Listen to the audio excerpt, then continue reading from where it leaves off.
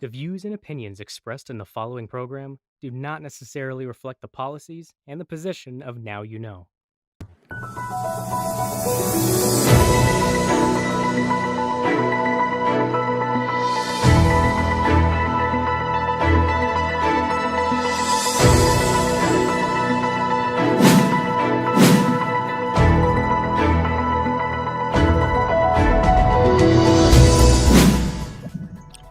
Good evening and welcome to Viewpoint. Together with experts and newsmakers, we make sense of the week's biggest issues and stories. I'm Barnaby Lo in tonight's conversation. Heavy traffic at toll gates north and south of Metro Manila. Not the result the Transportation Department had hoped for when it ordered operators to go cashless and contactless. This was particularly true for Metro Pacific-operated tollways, which includes the North Luzon Expressway. The problem? Machines weren't detecting RFIDs, forcing users to either ask for assistance or pay in cash, with wait times of a few minutes, adding up to create hours of pileup. This inconvenience eventually led to the suspension of the NLEx operator's business permit by Valenzuela City Mayor Rex Gatchalian. On Wednesday, however, Gatchalian agreed to lift the suspension provided systems are upgraded by January 30th. President Rodrigo Duterte, as well as a number of senators, have also called out the Toll Regulatory Board for failing to conduct a trial run. And joining us tonight is none other than the man who's trying to fix this whole RFID mess, the man who stepped up for all of us motorists, Valenzuela City Mayor Rex Gatchalian. Good evening, Mayor Gatchalian. Welcome to the program. Hi, Barnaby. Thank you for having me, and good evening to everybody who's watching and listening to your program. Thank you. We appreciate your time, and we appreciate you being here. Of course, your brother, Senator Win Gatchalian, has also been in this program. So I'm happy that you've now both been in this program. Unfortunately, though, Mayor Rex, we're talking about a problem here, and a problem that's been going on for at least weeks now. And if you include that period where motorists have to get their vehicles stuck with RFIDs, then this problem has been going on for at least months now. So let's go back to August, Mayor Rex. Nung nag-announce yung DOTR na magka-cashless lahat ng toll gates from north to south of Metro Manila. When, of course, noong August, we were in the thick of the COVID-19 pandemic. And syempre, busy ka, di ba? Dun sa pangangasiwa ng COVID-19 pandemic sa Valenzuela City. Kita naman namin all the things that you were doing there, establishing your own lab and all that. And then, nag-announce na kailangan cashless lahat ng toll gate. Ano yung naging reaction ninyo at the time? Did it make sense to you? Barnaby, let me just qualify the story. The story actually goes further. Hindi to nung August lang. Kasi Valenzuela is unique by itself because we're the doorstep of whether you're your city before you get into Metro Manila, you were the city before you get out of Metro Manila. So kami, before we get home, dadaan talaga kami sa toll. And for as long as I have been a mayor, 7 years, for as long as even before that was as congressman, nandyan na yung RFID lane na yan. Noon lang, hindi nyo napapansin because it's an optional use lane. Most of the lanes were cash and 1 or 2 lanes were RFID. Ako, given that I'm a frequent user, kasi I had to go to Batasan when I was congressman, visit my parents in QC. So it did not start this year lang. The problem ng RFID na yan probably spans as long as 7 years ago. So imagine mo, they already had the chance to fix it, pero they did not. Yeah, pero hindi kasi napapansin ng mga tao. Yeah, pero ako, I would like to think I'm a policy maker. Being the highest elected local official of the city, every time dadaan ako dyan at matatrap yung car ko because the sensors cannot read it, I would call the COO mismo. This did not erupt overnight or just because of August. Matagal ko na silang kinakausap. Put your act together because I'm a user of RFID. Pero ganun ba kadalas? Ganun kadalas. Okay. Ang sakit niya, Originally, I don't know if you remember, Barnaby, meron yung parang box. It's called Easy Trip box. Before it became RFID sticker, ang precursor niyan was a box. It looks low-tech, ah. It's a box you put outside your car and you wave around, you look for the sensor to find it. So fast Oh, forward, wow. nung nag-mayor ako, sabi nila, Mayor, we have a new technology, ididikit na namin FID. Kaya, to say na bago tong problema is not quite quantitative in the sense. Kasi, matagal na to. Kaya lang to napansin ng lahat ng tao kasi lahat tayo mandatory use na. Now, ano yung reaction ko nung sinabi nilang cashless? Of course, kami here in Valenzuela, we believe in technology. All our business processes in the City Hall are online, digital. We do things using technology. Kasi, di ba, technology is supposed to make lives easier. Ang maganda nga sa technology, it's consistent, it's not subjective, and it's graph-free. Pero sa kanila, so nung sinabi RFID, ang una kong instinct nun, nako, patay. Everybody's going to feel what I've been going through for 7 years. Hindi pa rin ako nagkulang. Pa rin and warn them, oy, prepare. But obviously, fell on deaf ears. Pero in principle, because the DOTR said they want to do this para contactless, so to prevent the spread of COVID-19. So in principle, you agreed with this? In principle, I always to speed things up, to make things safer. Ako nga, we all travel. Abroad naman, wala na talagang teller eh. Wala na ring barrier eh. So sabi ko, it's a step towards the right direction, but the private operators must be able to ensure na kaya nila. Kasi sinasabi ko lagi, kaya nga yan privatize kasi the private sector can do things better than the government eh. Tapos ganyan pa rin gagawin nyo. In this setup nga maganda eh, because all the government has to do is impose it on the operator. Oy, gawin mo na yan, ha? Ito ang direction namin. So, if you ask me if I am in favor of the the migration to RFID or technology, yes. But of course, may kolatilya, wag mo naman gawin lahat kahit na may exemption 1 or 2 lanes kasi what about people who use it once a year lang, di ba? Let's say, you're from the province, you will visit your relatives here, pero majority of the lanes, okay ako mag-RFID. Pero siguraduhin nyo lang na maganda yung RFID nyo. Okay. So, two things ito no, Mayor, sa nakikita ko.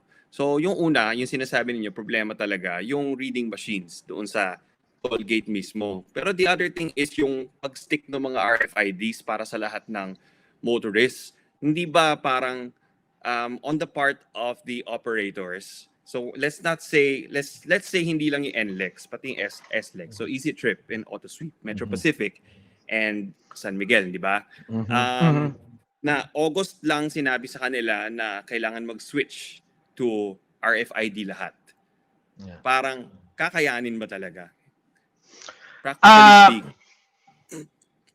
Well, the data that they showed me, I'll just use the Valenzuela data because I'm privy to that. In one of our meetings nung nag-erupt na tong problema na to, they showed us that in that time frame, they were able to do 80% penetration. Meaning, 80% of the market na sa stickers. So, kaya naman.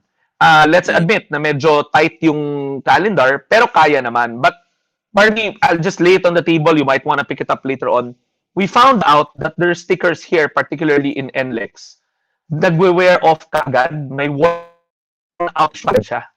So, ibig sabihin, marami palang commuter only to find out after a couple of weeks, bangit yung sticker quality, uulitin mo all over again. So, balik ka doon sa no RFID, parang ganon. Naku. So, technology ang problema. Both the reader and the sticker. Both the reader and the sticker. And my third. The contact, the accounts management application nila, the app is also lousy. You get double charging, missing loads. Meron nga kami isang case and we substantiated it and they admitted it. Hindi lang isang case, marami to, but pinakita ko isa. CCTV in the garage, car there all day long, timestamp, date stamp, yet nakaltasan siya because he was supposedly in NLEx. And the NLEx admitted nagkamali sila doon. So imagine, ghost yun. Tawag ko doon, the ghost rider. You're not there but you're being charged. And then, late loading. You pay today, they admitted to this also. You pay today, Yeah. You think, uy, meron akong load, pila ka doon. Yung pala 24 hours pang crediting. So, ikaw good Yeah. faith ka na nagbayad, pero pipila ka doon only to find out, uy, mag-cash ka ulit. So, it takes you na aatras ka ulit, you go to the cash lane. So, it's a never-ending cycle, sadly. Wow. Ang dami palang problema. So should ito, we're just talking about NLEx, ano? So we're not talking Yeah. about we're not talking about auto sweep because the feedback that I hear about auto sweep is okay naman daw yung auto sweep. I don't know what you hear about auto sweep. So That's just to be true. clear, That's true. yeah. Yeah. So just to be clear, we're talking about the NLEx toll gates here. And not just the NLEx, lahat ng Metro Pacific operating tolls. Metro Pacific. So that's NLEx and Esitex, if I'm not mistaken. I Cavitex. think in Cavitex, yes. And Cavitex. So these are the places where we see the long line of cars getting into the tollways. So, okay. So given that situation na hindi pala okay yung technology at hindi pala okay yung system, should the DOTR have waited? Should they have waited na maayos muna itong system ng Metro Pacific? Apparently, in the Senate hearing, I don't know, I'm sure you monitored it. I was invited by Senator Grace and Senator Sherwin to join. Yeah. Apparently, it is really TRB's mandate. Lumabas doon that TRB is the one that is regulating the toll operators. You have to remember, tama eh. The OTR is such a huge department. Meron ka dyang aviation, ports authority, I'm not mistaken, if I'm not mistaken, Coast Guard ata nasa kanila eh. I'm not sure but parang ganyan. Yes. So may rail, Yes. may urban rail, and then merong iba-ibang rail. So parang doon, the first of the hearing, this is TRB's ball already. This is TRB's game. And sadly, kaya naman if TRB laid down the groundworks and put in the standards in place. Parang ang nangyari sa dating sa akin, inutos lang pero walang follow-through on how to go about it. Nobody was auditing or doing the pre-work before the deadline reached itself. Kaya nagkagulatan na lang tayo lahat. And swerte sila sa SLEX, from what I hear, maganda yung technology na ginagamit. So, kahit walang regulation masyado, the private entrepreneur there took it upon themselves to give quality service. While in NLEx, as proven by over the years, kulang. Yun lang nga, kulang. Yeah. Pero I think kung di ko nagkamali, Barnaby, sa San Miguel made a statement asking nga to extend kasi kulang nga raw yung sticker. So they were honest enough to also admit, hindi dahil pinupuri ko yung San Miguel, kundi like you, di ba sabi ko sa laki nitong issue na to, I'm sure the Southern Metro Manila folks would have joined in kung may problema sila doon. Pero very isolated ata yung problema doon compared sa North. So sa North, ang problema, the application for the account management not working, the sensors not working, the stickers na kinabit mo not working, so nothing's working. And TRB was remiss. Doon sa hearing lumabas, TRB did not have the standards nor the pre-work. They just made utos. Parang, oy, gawin nyo to.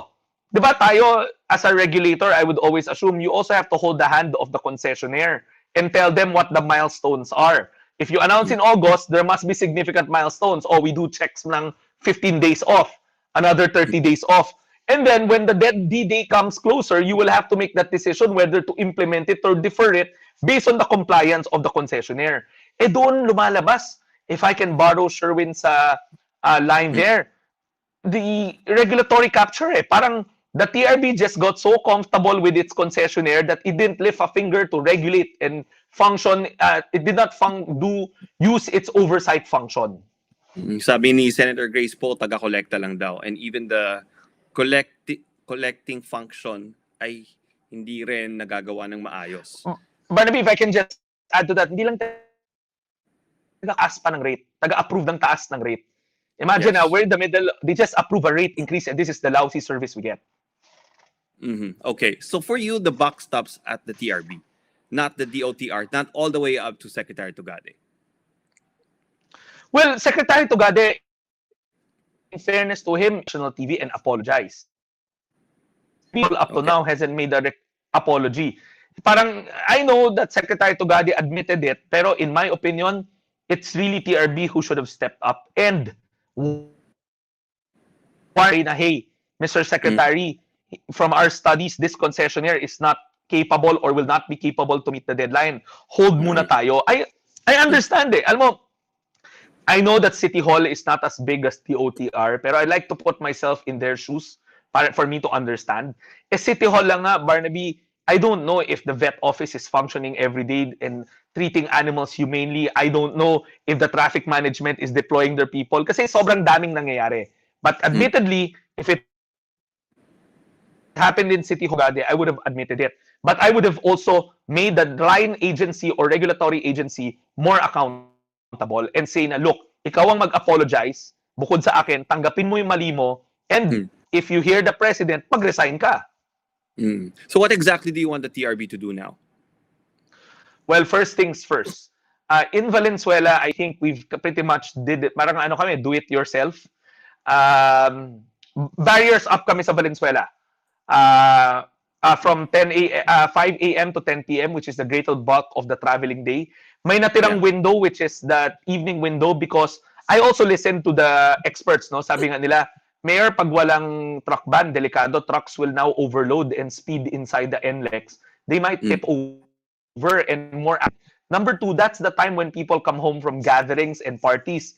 Baka merong emboldened dyan na, nakainom, das mag-race. Sana, Mayor, just stick to the productive hours first, observe it, and then let's go revisit the latter part of the day, which is the 10:01 to 4:59 a.m. So, doon sa conditional namin, meron kaming volatility that we reserve the right to also discuss 24 hours barriers up if we deem that it's safe and that it's doable. Now, what I want TRB to do? Ako, I'm in no position as mayor to demand something from TRB, but maybe as a consumer, I now have. So this is Rex talking as somebody who uses that highway probably 5 times a day, go back and forth. First, I agree. The TRB has to resign. You know, when millions of commuters suffered, prepaid suffering to eh. You paid and then you still suffer. Somebody has to be accountable to it. So tama na sinabi ng Pangulo ata, if I remember correctly, and ng mga senador na he has to go for dropping the ball on this one. And when I say dropping the ball, Barnaby, hindi naman to simpleng dropping the ball eh. You have to remember productivity and the economic impact it has, no? Traffic has significant economic impact as well as mental and physical well-being impact on the people. Hindi mo na mababalik yun eh. So somebody has to own up to that. Number two, with the new leadership, I really hope that TRB sets up the performance indicators. Parang wala eh. Lumalabas dun sa hearing, there are no rules to break because there were no rules set forth. Parang nobody is measuring eh. Ako, I'd like to always compare things eh. I asked around, sa CAAP pala, sa civil aviation, airlines are made to submit a on-time performance report monthly. Parang how many flights left on time. So dapat sa TRB, they do indicators as well, like RFID readability, diba? Or I would assume that they have to do independent checks on the tollway system, making sure that it's functioning. Ground rules must be set by the TRB. In short, you have to regulate. Okay. So far then tama si Senator Grace Poe for you. I think they were off. I think they were on the mark, all of them. The senators, I think si Senator Binay said it right also. Tama sila eh, na the operator failed because the regulator did not set the ground rules, so to speak. Okay. Let's talk about the operator then. You already mentioned the agreement na barriers up from 5 a.m. to 10 p.m. Tama? 5 a.m. to 10 p.m., correct. right? Correct. Yes. Yep, okay. Correct. So what else? What else is in the agreement? And what happens if they do not fulfill even just one of those agreements by January 30th? Yeah. Yung barriers up, immediate yun eh, and perpetual. Meaning forever na. It is not na pagtapos ng January 30, pwede nila ibalik yung barrier. Walang ganon. Walang ganong usapan. The barriers up will become perpetual. And in fact, nakakatawa nga, right after we signed, they changed course and said na they're happy that we pushed them and this is a step in the right direction. Valenzuela will be their pilot barriers up system. But in the start, they were really fighting me on that. They were saying, no. Hindi talaga pwedeng barriers up. Sorry, just to clarify. So barriers up, RFID yan. Yes. Kasi pag cash, parang ang naging agreement are as follows. Let me walk you through it. Number one, Sige. barriers up for RFID from 5 a.m. to 10 p.m. Number two, fix the account management app because that has to address the consumer-related issues of missing load, double charging, what have you, no? Anything to do with the account management. Yan ang may deadline na June 30. Sorry, January 30. To be exact, Okay. to be clear, January 30. And then number three, we are to put back the cash lane, but it has to be located in the corner para hindi siya nakakasagabal. And barriers down tayo doon. Kasi naturally, dahil wala kang RFID, tatakbo sila. And also to encourage people na doon ngayon may queue kasi syempre ang tagal nun. It will encourage people to say na ay maganda pala mag RFID, let's do RFID na lang, 'di ba? It's helping that administrative order. And number 4 part of the agreement is we will be forming a working group wherein the city government is represented, 3 members from our side, 3 members from the tollways operator side, MNTC, and we are to meet regularly forever. Meaning to thresh out different traffic issues. Kasi we know now we may have solved this now, but what if something new comes out? What if safety issues come up? What if other issues come up? So we have to meet it. In fact, the first meeting is scheduled. We will serve them notice December 27 or 28.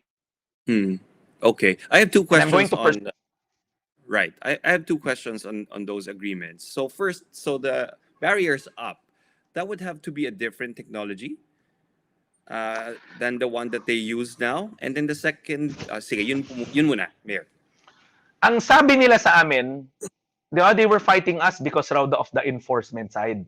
Ang mga issue nila, what if Mayor, biglang takbuhan kami, walang sticker, salbahin kami, pumasok doon. What if Mayor, kulang sa load, na nadya. Ang sagot namin lagi sa kanila, that's an enforcement issue that you will have to address. Kasi that barrier serves no practical purpose but to protect your bottom line, the collection. It serves the commuter no benefit, but it aggravates the traffic situation.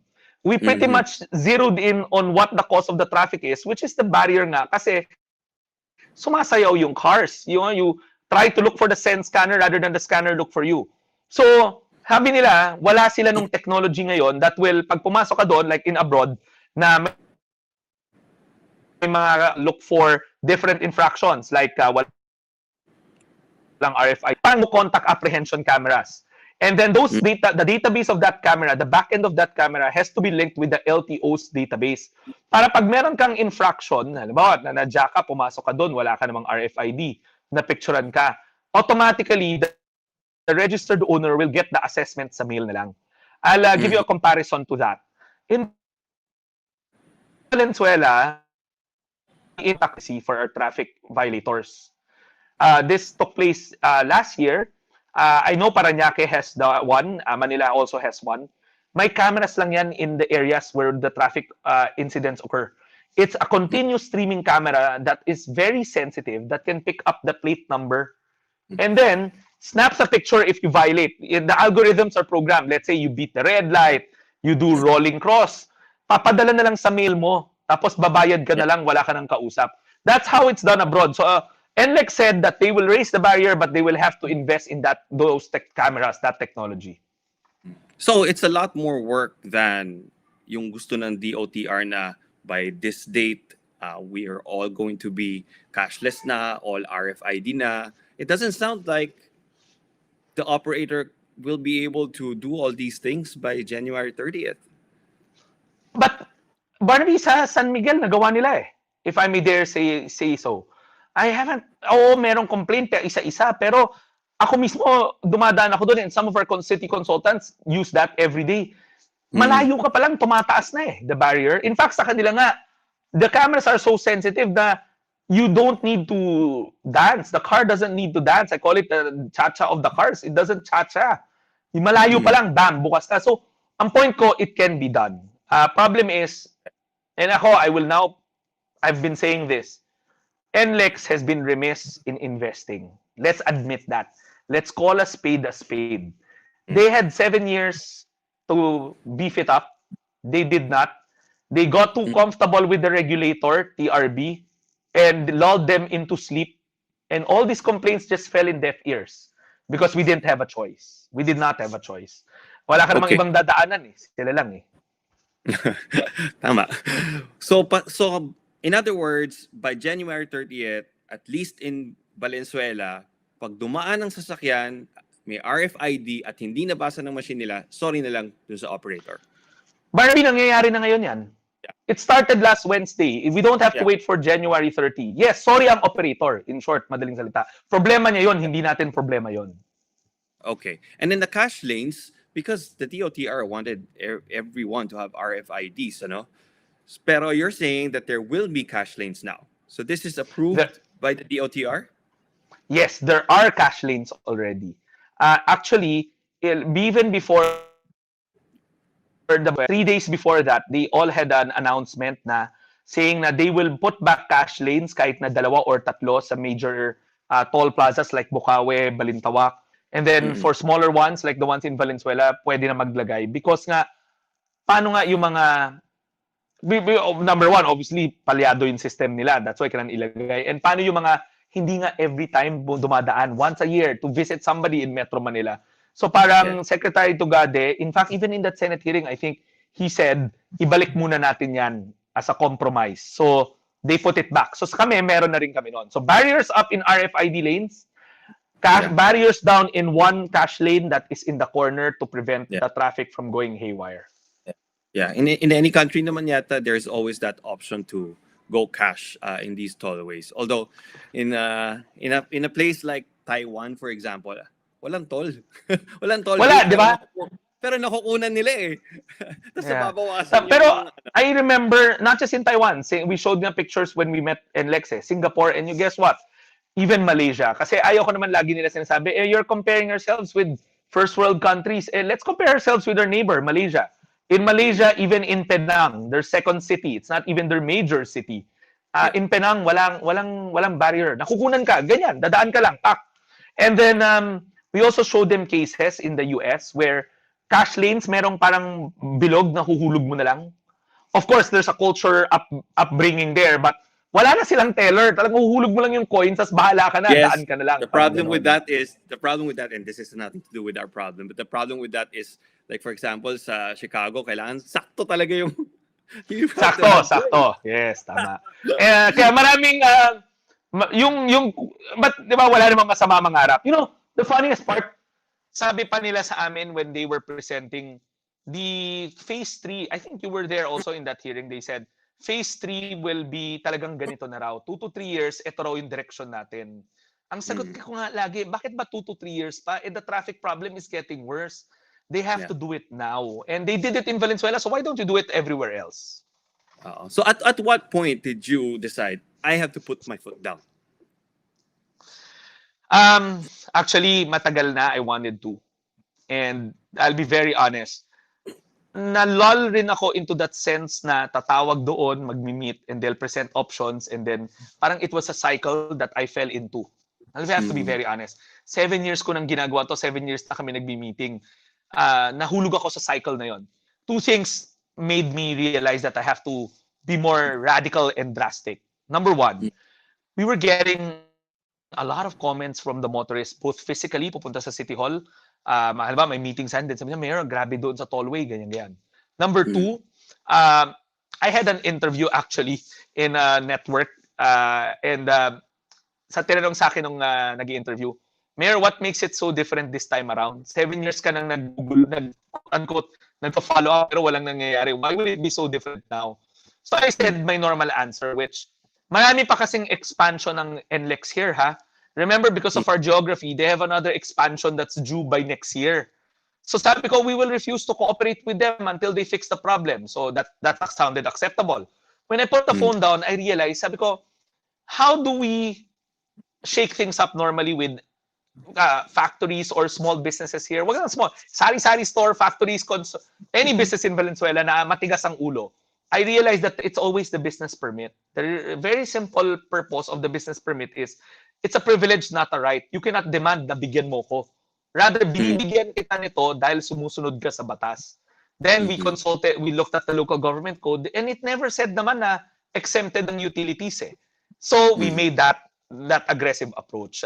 So two things: massive complaints from the constituents, and somebody who asked me point blank in an interview like this, why will Mm. it be so different now, Mayor, when 7 years it wasn't different? And did you think that it would make this big of an impact? I mean, you're one, you're just one mayor. You're Valenzuela City mayor, but NLEx spans several different cities, di ba? When I was doing that, I wasn't thinking about naman about the ricochet effect. Eh. I was Mm. just thinking, or the ripple effect. Eh. I was just thinking of our city, how to make it lighter. But Mm. I realized always at the back of my mind na this message, this issue is in the tip of the tongue of everybody already. Eh. Sabi ko nga, if ako yon, bakit marami nagsabi, Mayor, good job. But I was going to say, it's not me actually. Eh. Nagkataon lang talaga na ako yon.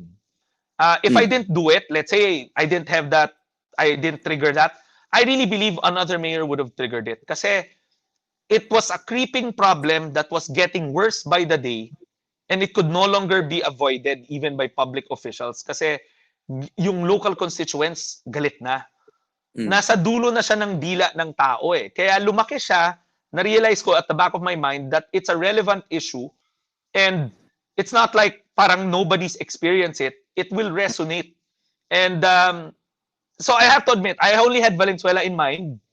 If you Mm. ask me if lalaki, it was at the back of my mind. And also, alam ko na Valenzuela may not be the host of their crown jewels. No? Ang tawag ko dyan, the crown jewels of the tollway. Balintawak, the mega interchange, and Yes. Bukawe, the other mega interchange. But there was one peculiar thing that I knew will rock them. Eh. We are the city with the most number of toll plazas. Oh. Collectively, we have 6. Sila walang Uy, ganyan karami. you have 6? 6. We have 6. Okay. I didn't know Because that. of our location eh. Okay. Remember, kanina I started off with explaining the geography of Valenzuela. Before you can Yeah. get through Bulacan, you go through Valenzuela. Before you Right. go to Right. Pampanga, you go through Valenzuela. Before you come back to Manila, you go through Valenzuela. Remember the whole Harbor Link, yung bago nilang project? Yes. The segment 9, Mindanao Avenue, that entire stretch is in Valenzuela. The Ah. mouth of their new connector road, which is segment 10, yung bago lang, right before COVID, yung aakyat Yes. yung the connector from Central Luzon via MacArthur all the way to Rojas Boulevard, that Yeah. mouth is in Valenzuela. So I really knew na medyo magugulantang sila because we are host to 6, and then I they see. are expanding some more in our land area. Mm-hmm. I see. Okay. So, given that then, given na lumaki na nga siya, di ba? And nagsalita na rin yung mga ibang mayors, are you now talking amongst each other about, say, a unified action plan or anything like that? Barnaby, I don't want people to perceive na naghahanap ako ng gulo. So I'm, parang nag-aaya ako na, come here. I think the League of Bulacan mayors as a collective already issued a collective statement. Mayor Mhm. Boy Cruz went out in the open after 2 days after we did this, and he doesn't represent just Giginto. As League President of Bulacan, he represents the entire Bulacan. So that by itself is a collective action already, which I'm happy about. Number 2, Governor Pineda spoke for the province of Pampanga. So these are the 2 provinces that paano ko lalagay yun? That are the gates naman towards outside Metro Manila, outside Valenzuela. So ayaw kasi, Barnaby, I don't want them to think that naghahanap ako ng away. I'm not here to fight. I'm just here to find solutions. That's all I want. And given that the solutions have been found for Valenzuela, I have to focus back into running the city. Pero now that it has reached the doorsteps of the Senate and the palace, I will let the national officials pick it up from where we left off. I think this is their mandate now. Ako But kasi, I don't wanna overstep my mandate, Barnaby. Baka sabi nila, mayor ka lang, mayor, business permit. Bakit ka nakikialam na pati sa concession agreement? But do you think, so you said that the solutions have been found for Valenzuela. So you really believe that by January 30th, No, there's Barnaby, not gonna be, yeah, go ahead. diba, I always phrased it into 2 eh. The traffic issues and the consumer-related issues. I always categorize it into 2. the paramount to all, of course, both are important, but the paramount to all, why this all happened to begin with, was the Mm, basic suspension of the business permit brought about by general welfare. Traffic mm, was destroying us. So the mm, traffic na solusyon na eh, so to speak. It may not be perfect. Alam naman natin, traffic happens in Metro Manila, even in Valenzuela. But, you know, since the toll holiday till now, rush hour namin doesn't look like rush hour. Light to moderate, but not moderate to heavy. So, sa mhm, traffic side, hindi ko sasabing happy ako, pero nasolusyonan na. That's why nga, mm, I lifted the condition, I did a conditional lifting eh. The mm, lifting part, because of the traffic side. Or else, mm, today, toll holiday pa rin kami. We were ready to go the mile. No? Well, hindi kami aatras. But the mere fact, sinagot na nila yung solusyon sa traffic, I no longer had reason to hold it against them. Number mm, two, the condition falls into the January 30 deadline for the consumer-related issues, the app. mm. The account management app. Kasi valid rin yun. Missing load, late loading, those Yeah. kind of stuff. So, doon Mm, naman, to be seen pa rin, to be seen. And in what they signed, there is a colatilla there that says no need of a demand. The moment you fail, one of the conditions, wala nang mm. argumento, consider yourself suspended again. And did they say that when they're able to do this for Valenzuela, it also means that they're able to do this for the entirety of their operations? You know what the funniest part is? Initially, when we were doing all of this, no, in the 9 days, they were saying hindi pwede yung gusto namin. Literally, sinasabi sa mukha ko na Mayor, yung barrier up mo, 2 to 3 years pa ho yan, hindi pa ngayon yan. Mhm. Hindi pwede yan. Hindi kaya yan. But when we held to our guns, biglang naging pwede na. And now they're bannering it as in their favor by saying it's a step in the right direction. Thank you, LGU of Valenzuela. But this is a pilot. Now they're calling me a pilot. They're calling the city pilot. So ako, they will always deny that it can be done, but it can be done. In the Senate Mm, hearing, they gave a litany of reasons why it cannot be done now. To be honest with you, that litany of reasons they also gave me. So, mm. sa madaling salita, kung ayaw nila, pwedeng ayaw. Pero pag gugustuhin naman, kaya naman. So they Sa can do it tingin, in the other areas. yeah, sa tingin mo, Mayor, now that President Duterte has spoken, Yeah. do you think that this will drive them to act not just in the Valenzuela portion of their operations, but the entirety, the whole stretch of NLEx And and next, STEX and Cavitex, yeah. yes. I think so. Kasi I really believe that the president is watching them. Mm, And with hopefully a new leadership in the TRB will be regulating them. And also the national statement of Secretary Tugade that this is the direction that they will take, barriers up everywhere. And then the greater, another pressure point will be local constituents. Barnaby, I mm, cannot see the scenario where somebody who lives in our neighboring Bulacan areas will traverse our roads and say, bakit kayo barrierless, sa amin hindi?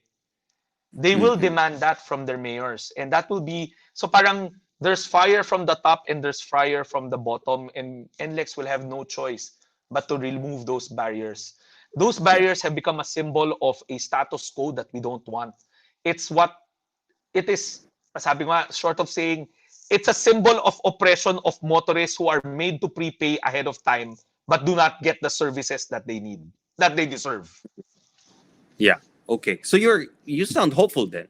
You sound hopeful then that, at least I don't know which period next year, but at least sometime next year that all of this can be fixed. You remember, I have no choice but hope springs eternal. I have no choice but to be hopeful. Um, but when I say I'm hopeful, it cannot just be words. It has to be backed by something that carrot and the stick. There has to be a stick on Mm, the side. okay. Um, that conditional, we could have easily done a lifting unilaterally. Hmm. No conditions. Kasi tinaas na naman yung barrier eh. But no, Yeah. we're going to hold them accountable every single day. We're going to Yeah. hold them accountable for every time they fail. And if it's Mm, not going to be a victory in their entire stretch, I will make sure that it's always going to be a pleasant mm, ride here in Valenzuela City. And then hopefully, like I said, there's a ripple effect and our neighbors will start pushing and wanting for the same things. It always has to start with one person naman. Not one person, but one city. It has to start with one city. Yes. So we'll see by January 30th kung maaayos na nila yung app nila, no? Because yan talaga yung aabangan natin. Pero on the other hand, yung sa stickers, Mayor, sa tingin mo, motorists will all have their stickers by early next year. Yung bang deadline nun is can you just clarify kung as far as you're concerned kung kailan na yung deadline nun or kung wala na siyang deadline, yung dadaan ka na lang doon kung wala kang sticker, magpapastick ka. Medyo naguguluhan kasi yung mga consumers din when it comes to that. Parang Barnaby, ang dating sa akin nung huli, open-ended na eh. For as long as it takes. Kasi the mere fact, binalik muna yung cash lane, and wala namang deadline kung kailan aalisin yung cash lane eh. And parang nakalimutan na muna yung deadline. Parang because of all of this happening, they said, let's observe muna. Parang ganun dating sa akin eh. Pero sabi kasi nila, well, at least, sorry, but I have to go back to Valenzuela, which is my comfort. I'm comfortable talking about it. They said 80% eh. So I would assume nationwide, system-wide, 80% din yun. But then again, it's their problem, not ours. Diba? Parang minus the barriers, bahala sila kung ayaw nila kabitin yung sticker. I think that's a comfort na at least may cash lanes talaga. So those without the stickers, they can use the cash lane. Medyo traffic lang, of course, if there's going to be a lot of cars using the cash lanes. All right, okay. So we'll see what happens the end of January then. Mayor, if you don't mind, I'm going to ask you a little bit about the possible holiday surge of COVID-19 cases. I know you've been very proactive in your fight against COVID-19 in Valenzuela City. May I ask, are you already seeing a holiday surge of COVID-19 cases in Valenzuela City? Because I'm hearing from doctors na they're already seeing a surge in different hospitals in Metro Manila. Luckily, in Valenzuela, the last data, we are the third lowest in terms of attack rate in Metro Manila. Out of the 17, nasa bottom of the list kami. And this is a list that you want to be in the bottom of. You don't want to be on top of it, no? Honestly, we haven't seen it. We're still flat, meaning our numbers, active cases numbers per day hovers at around 10 to 20. It doesn't reach 20 in a day. And our active cases has been hovering at around 70 to 90, sometimes even lower. We haven't breached 100 yet for the past, 2 months now or 3 months. So matagal na rin. But it doesn't mean we're going to take it easily. We're not. Case in point, it's been a quiet Christmas here in the city. No big gatherings. We didn't deck out. You know, we're all into building these open spaces in the city. We have 4 big parks. They're still closed. Every year we put a massive Christmas tree in each one of them. Now 0 Christmas tree, 0 Christmas light, because we just don't want to tempt them. We don't want to give people a reason to converge. That can be a super spreader event. So that's one thing we've done. Subdued Christmas. We've tried to move everything online. Yung food bazaar namin is a digital edition. We collated all the vendors and put them online. Boosted that na lang. Number 2, we haven't relented on testing. With our own lab capacity, we're doing around 400 to 700 in a day. So we're targeting people while there's a lull, trying to find out nasaan pa tong mga potential carriers, break the chain of infection by putting them in an isolation unit. Don't let them run amok during the Christmas thinking they're okay, but they're not. Yeah, but can you stop people from gathering in each other's homes? Honestly, I mean, that's been the worry.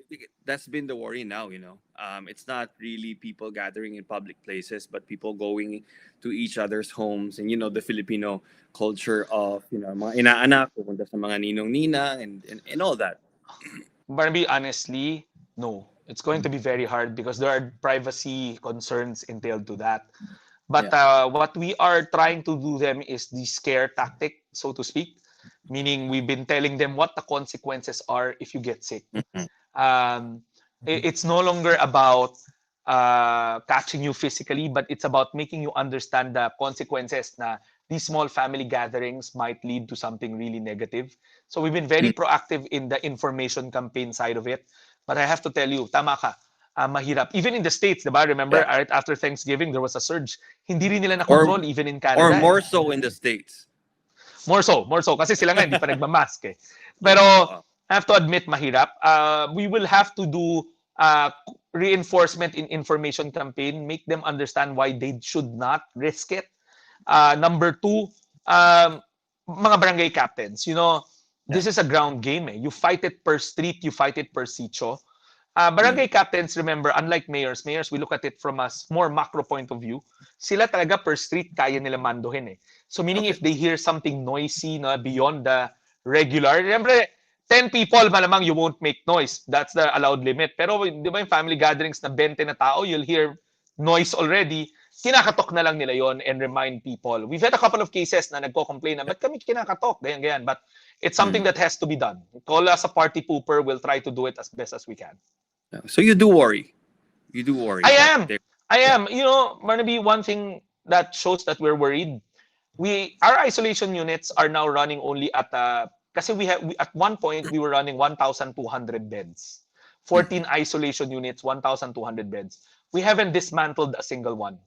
So, ibig sabihin, Mm. nandun yung mga staff, nandun yung setup, they're just cleaning, wala silang kliyente kasi 100, less than 100 na lang yung case namin. Mhm. Reason being is, our doctors are all wanting to make sure that the infrastructure is there the moment something hits us. Mm. January is around the corner, so doon kami worried. Mm. Our mega contact tracing center that is manned by 160 call center agents, we didn't dismantle it. They're there. Wala na lang nga Mm. silang kausap, but nandun lang sila kasi the infrastructure has to be there. I don't want to go back nung COVID na Mm. we were building the infrastructure as we were fighting it. Yes. The laboratory, we have beefed it up. Ibig sabihin yung mga tech operators namin, we now have 3 batches. We can run maximum of 700, pero we can expand that to Mm. as much as 900. So we're ready for the surge. Lastly, Right. we have 4 big private hospitals here. We check their capacities to make sure that they have at least a minimum of 30 beds dedicated for COVID. So they are Mm. all compliant. Some of them are even beyond that. So when the Right. surge comes in, we'll be ready. Okay. So you're ready for the surge, but of course, we hope that there won't be any surge. Kaya pa natin pigilan, no?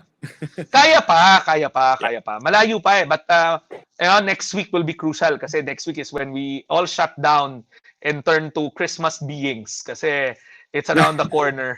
Diba? So we just have to wait. We have to weather it by next Yeah. week. Pero weathering it means moral suasion, using our local political capital to explain to Yeah. people why it should not be done. Kami, we've ran an information campaign using political leaders of the city and church leaders, community leaders, all harping on the same message. Please Yeah. don't risk it this Christmas. Yes. Okay. And on that note, thank you so much, Valenzuela City Mayor Rex Gatchalian, for joining us tonight. Really appreciate your time, and I hope that Merry Christmas with your immediate family. Merry and safe Christmas. And I would say the same to all our viewers. This is going to be, or no, this is our last episode for this year. So Merry Christmas and a Happy New Year to everyone. Of course, we are live every Saturday at 6 p.m. on the Facebook, Twitter, and YouTube pages of Now You Know. We also now have a private fans Facebook fan page, which you can join. Just search for the private Viewpoint group on Facebook and just request, and we will approve your request. All right, my name is Barnaby Lo. This is Viewpoint. Now you know.